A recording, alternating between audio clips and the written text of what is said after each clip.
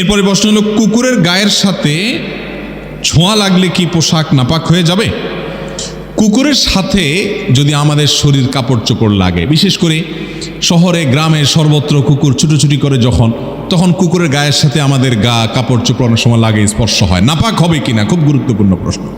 এটার উত্তর হলো যে কুকুরের যে লালা এটা নাপাক, কুকুরের মুখের যে লালা এটা নাপাক। যদি কারোর কাপড়ে কারোর শরীরে কুকুরের লালা লাগে তাহলে ওইটা ধুইতে হয়, শুধু ধোয়াই নয়। নবী করিম সাল্লাল্লাহু আলাইহি সাল্লাম বলেছেন, কোনো পাত্রে যদি কুকুর মুখ দেয় ওইটাকে 7 বার ধুইতে হয়। কয়বার ধুইতে হয়? বিজ্ঞান গবেষণা করে হয়তো বাইর করছে বা করবে যে কুকুরের মুখে হয়তো এমন কোনো জার্ম আছে যেটা এতবার না ধুইলে যাবে না, মারাত্মক কোনো কিছু হয়তো আছে, আল্লাহু আলাম।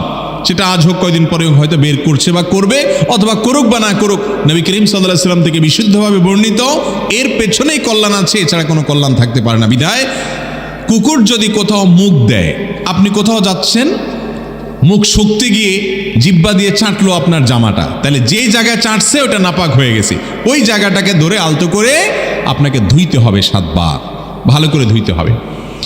আর যদি কুকুরের শরীর লাগে, লালা লাগে নাই, জিহ্বা লাগে নাই, শুধু শরীরটা টাচ হয়েছে, এটা তো প্রায় হয় তাই না, দৌড় দেয়, ছোটাছুটি করে, তো শরীর যদি লাগে তাহলে সরাসরি নাপাক হবে না।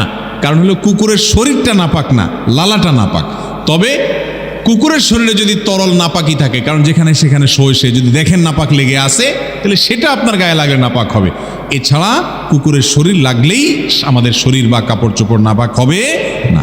আমাদের দেশে তো এবং গোটা দুনিয়াতে দেখবেন অনেকে আছে যেখানে কুকুর নাপাক, কুকুরের এটা যদিও মূলগত মজ্জাগত নাপাক না, শুকরের মতো যে আগাগোড়া নাপাক, এটা লালা নাপাক, গোশতটা নাপাক, হ্যাঁ, কিন্তু এই কুকুর দেখবেন অনেকে এত আদর করে লালন পালন করেন যে সন্তানরা এত আদর করে না। আছে না নাই?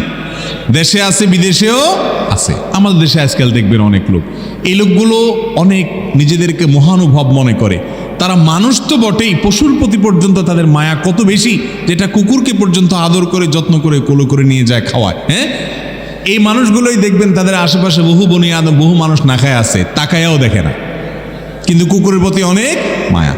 কুকুর আল্লাহর অন্য 10টা সৃষ্টির মতো একটা সৃষ্টি। একটা কুকুরের প্রতি দয়া করে পানি পান করানোর কারণে একজন ব্যভিচারী নারীকে আল্লাহ তাআলা মাফ করে দিয়েছেন, হাদিসে আছে।